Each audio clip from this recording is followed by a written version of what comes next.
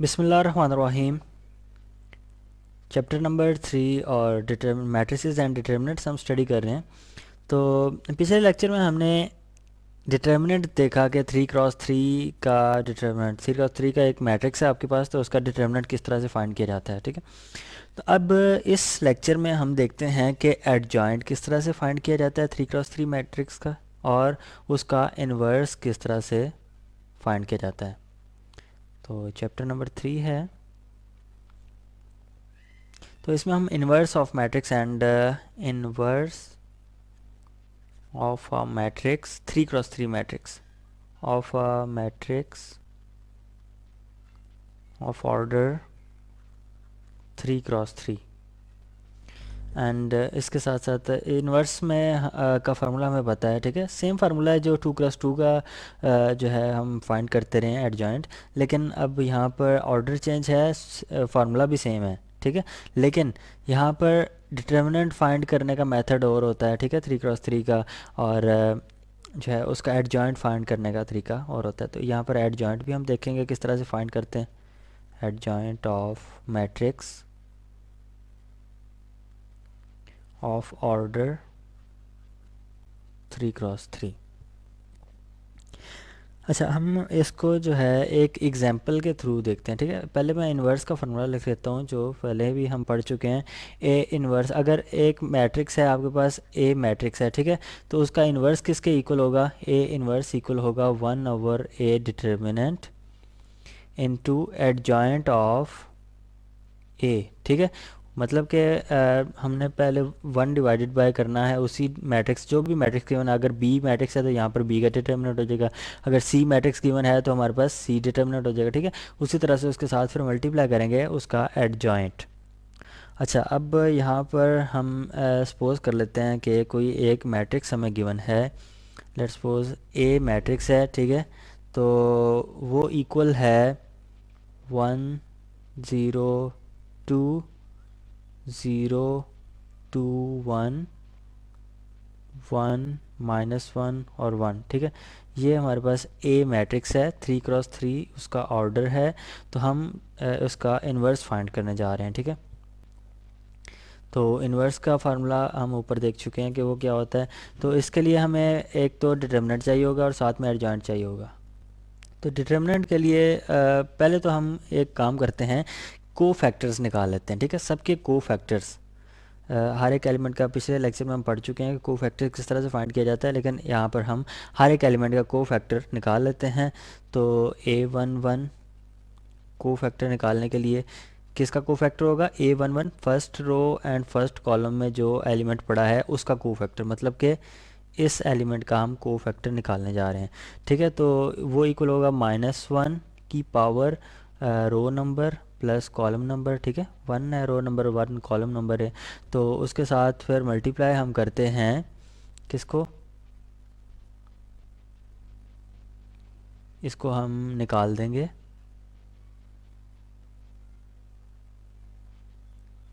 इस रो को और इस कॉलम को हम निकाल देंगे।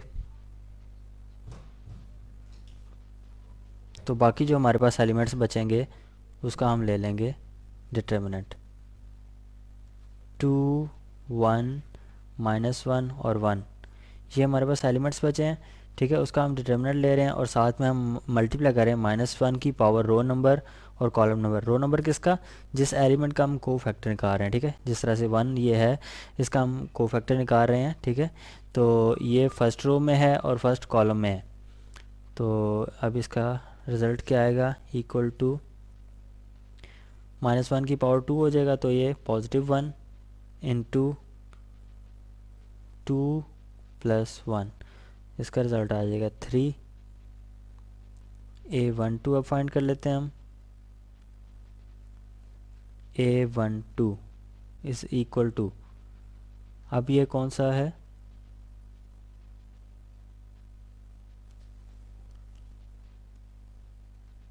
A12 मतलब कि हमारे पास जो फर्स्ट रो और सेकंड कॉलम में जो एलिमेंट पड़ा है उसका हम निकालने जा रहे हैं को फैक्टर। ठीक है, वो कौन सा एलिमेंट है?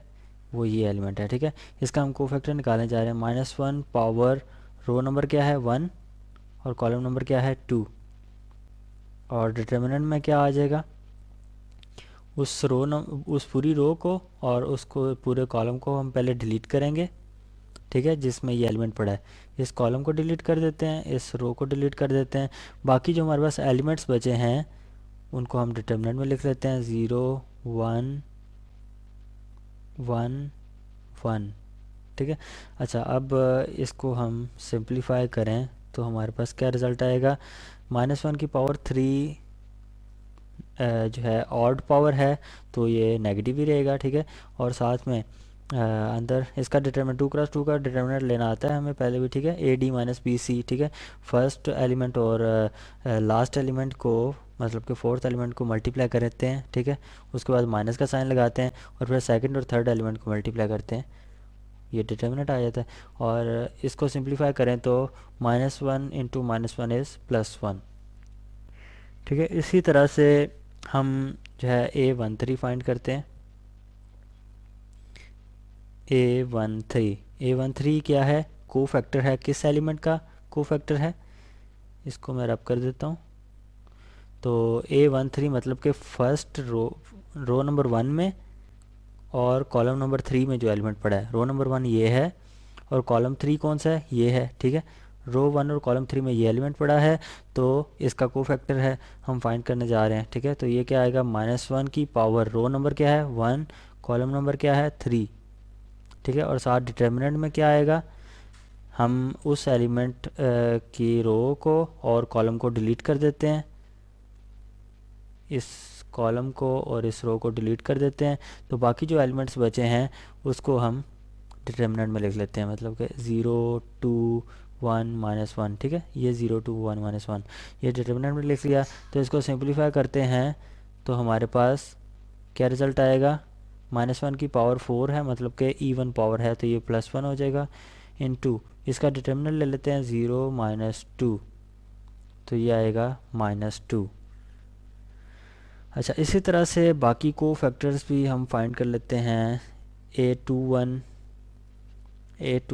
वो आप ख़ुद से फाइंड कर लें, तो उसके रिज़ल्ट्स मैं लिख देता हूँ। A21 का रिज़ल्ट आ रहा है 2 -2 और A22 का रिज़ल्ट आएगा -1, A23 का रिज़ल्ट आएगा 1, और नेक्स्ट पे चलते हैं A31 का रिज़ल्ट आएगा -4, A31 = -4, A32 का रिज़ल्ट आएगा -1 और A33 का रिज़ल्ट आएगा +2, ठीक है। इसी तरह ये सारे रिज़ल्ट्स मैंने लिख दिए हैं, ये आप ख़ुद से भी फाइंड कर सकते हैं, ठीक है। तो मेथड सबका सेम ही है, ठीक है। अच्छा, ये कोफैक्टर्स हमने निकाल लिए। कोफैक्टर्स हमने क्यों निकाले हैं, हम तो जा रहे थे इन्वर्स फाइंड करना है, ठीक है। इन्वर्स के लिए देखें क्या क्या चीज़ें चाहिए हमें, एक तो डिटर्मिनेंट उसका चाहिए उस मैट्रिक्स का, मतलब ये जो मैट्रिक्स हमें गिवन है, ठीक है, इसका हमें डिटर्मिनेंट चाहिए और साथ में उसका एडजॉइंट भी चाहिए। तो एडजॉइंट देखें, पहले एडजॉइंट देख लेते हैं कि एडजॉइंट किस तरह से आएगा। Adjoint of A is equal to होगा किसके, ये जो मैट्रिक्स मैं लिखने लगा हूँ उसके ट्रांसपोज के। एडजॉइंट ऑफ ए, इसमें इस मैट्रिक्स में सारे कोफैक्टर्स लिख लें, ठीक है। A11 मतलब कि यहाँ पर A11 एलिमेंट होता है ना, ठीक है। तो इस A11 एलिमेंट का की जगह उसका कोफैक्टर लिख लेते हैं A11,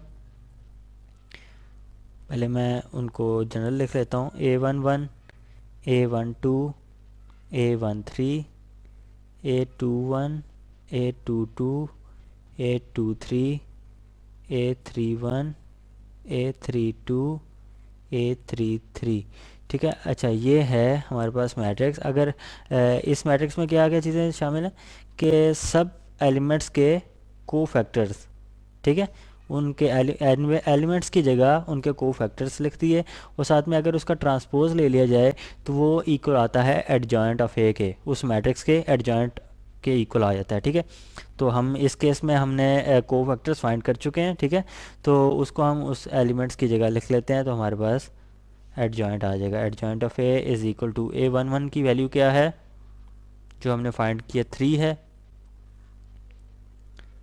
3। और A12 की वैल्यू क्या है जो हमने फाइंड की, वो है 1, 3, 1। और A13 की वैल्यू -2, A21 की वैल्यू -2, A22 की वैल्यू -1, A23 की वैल्यू 1। और यहाँ पर आ जाएगा -4, -1 और 2। ठीक है, ये सब जो है को फैक्टर्स की वैल्यूज़ लिखती, और फिर उसके ऊपर हम ट्रांसपोज का साइन डाल देते हैं और हम ट्रांसपोज ले लेते हैं, तो फिर ये एडजॉइंट ऑफ ए के इक्वल आ जाएगा। ठीक है, तो ट्रांसपोज लेना क्या होता है कि रोज़ को कॉलम्स में कन्वर्ट कर देना। मतलब कि ये रो नंबर 1 है, ये कॉलम नंबर 1 है, इसको मैं बना देता हूँ 3, 1, -2। और इसी तरह से रो नंबर 2 को मैं कॉलम नंबर 2 बना देता हूँ, -2, -1 और 1। और इसी तरह से ये बन जाएगा -4, -1 और 2। तो ये हमारे पास आ गया एडजॉइंट ऑफ ए। ठीक है, अच्छा डिटर्मिनेंट इन्वर्स में और क्या चीज़ हमें चाहिए, डिटर्मिनेंट चाहिए, तो डिटर्मिनेंट भी फाइंड कर लेते हैं। ठीक है, डिटर्मिनेंट फाइंड करने का तरीका मैंने पिछले लेक्चर में बताया। ठीक है, उस तरह से फाइंड कर लें। A determinant is equal to determinant of matrix. Matrix हमें गिवन है। ठीक है, ए मैट्रिक्स, तो वो इक्वल है 1, 0, 2, 0, 2, 1, 1, -1 और 1। ठीक है, इसका डिटर्मिनेंट फाइंड कर लेते हैं। तो डिटर्मिनेंट किस तरह से आएगा, A determinant is equal to पहला एलिमेंट, ठीक है, उसके साथ मल्टीप्लाई क्या होगा, उसका को फैक्टर। ठीक है, को फैक्टर की वैल्यू क्या आ रही है, को फैक्टर मतलब पहला एलिमेंट मैंने लिखा और उसके साथ उसका को फैक्टर। मैं रो 1 से इवेलुएट कर रहा हूँ इस जो है डिटर्मिनेंट को। ठीक है, तो 1 पहला एलिमेंट आ गया, उसके साथ उसका को फैक्टर। पहले जो है जनरल लिख लेता हूँ, फिर उसकी वैल्यूज पुट करता हूँ। A11 इंटू A11, ठीक है, plus A12 into A12 plus A13 into A13। तो ये हमारे पास आ गया है, ये डिटर्मिनेंट की इक्वल है। ठीक है, तो इसमें इसकी वैल्यूज़ पुट कर देते हैं। A11 जो है वो किसके इक्वल है, 1 के इक्वल है। और जो को फैक्टर है A11 उसकी वैल्यू क्या है, 3। ठीक है, इसी तरह से जो है A12 एलिमेंट जो है वो 2 है और 0 है A12। और उसके को फैक्टर की वैल्यू है 1, वो पुट कर दी। इस तरह से A13 जो एलिमेंट है वो क्या है, 2, और उसके को फैक्टर की वैल्यू क्या है, -2। ये वैल्यूज़ पुट कर दी। अब इनको सिंप्लीफाई कर लेते हैं। 3 प्लस 0 -4 इज़ इक्वल टू -1। -1 आ चुका है उसका डिटर्मिनेंट की वैल्यू। ठीक है, ए डिटर्मिनेंट इक्वल -1। अच्छा, अब हमने फाइंड क्या करना था, ए इनवर्स। ए इनवर्स का फार्मूला क्या हमने देखा, 1/a determinant into adjoint of A. ठीक है, तो एडजॉइंट भी हम फाइंड कर चुके हैं, डिटर्मिनेंट भी फाइंड कर चुके हैं। तो ये हम पुट कर देते हैं वैल्यूज़ 1/-1। -1 जो है ए डिटर्मिनेंट की जगह आया, और एडजॉइंट ए जो है वो जो मैट्रिक्स हमने फाइंड किया, ठीक है, को फैक्टर्स का ट्रांसपोज लेकर, 3, -2, -4, 1, -1, -1, -2, 1 और 2। ठीक है, एडजॉइंट है क्या है, ये जो हमने फाइंड किया था। ठीक है, ये मैट्रिक्स मैंने साथ में लिखा है। अच्छा, अब क्या है कि 1/-1 इज़ -1, और बाकी मैट्रिक्स उसी तरह से 1, -1, -1, -2, 1 और 2।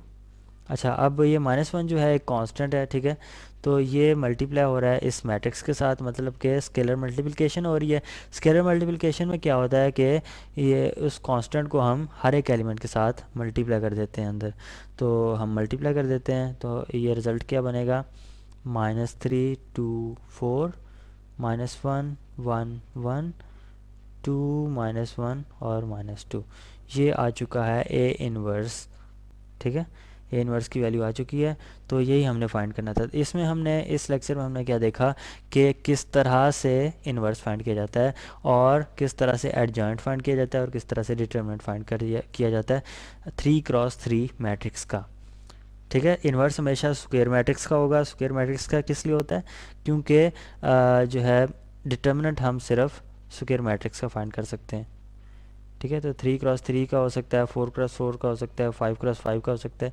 तो इस लेक्चर में हमने क्या देखा, 3x3 मैट्रिक्स हमें गिवन था, ठीक है। हमने खुद से एक मैट्रिक्स लिया 3x3 ऑर्डर का, उसका हमने इन्वर्स फाइंड किया, एडजॉइंट फाइंड किया, ठीक है। तो डिटर्मिनेंट भी फाइंड किया।